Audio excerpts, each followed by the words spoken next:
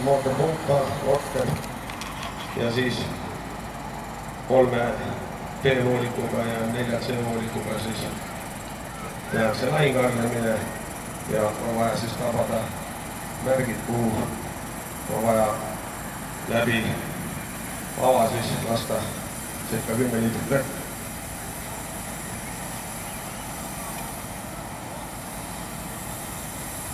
Ja startida võib siis, me näeme täna kindlasti erinevaid positsioone siis igalt poolt lateni 10 meetrit siis, kes kasutab siin, Lenne kasutab siin tagantpoolt tulemist, kindlasti näeme siin ka eespoolt ja külje pealt startimist, aga reeglid on sellised, et kogu meeskond siis peab startima ühest kohast.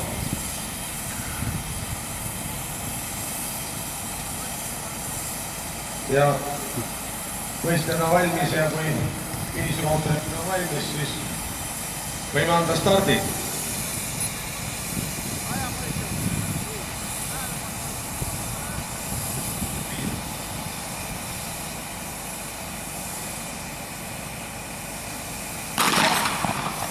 Ja start antud esimesele meeste võistkonnale, stardis siis Lenne meeskond ja vaatame, kuidas siis läheb.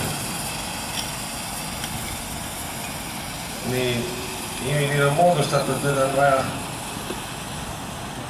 siis välja imeda vesi sealt, mootor käib ja vesi ka tuleb. Aga nüüd me näeme, et siin on üks mõttes lahti tulnud, saab kindlasti see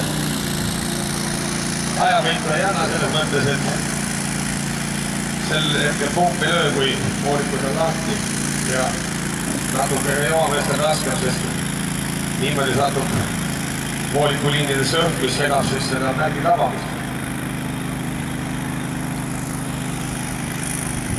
Mootorpump siis mahu poolest annab 1000 liitrit minutis iseenesest ja Lenne meestel nüüd üks märk tabatud ja teine märk tabatud ja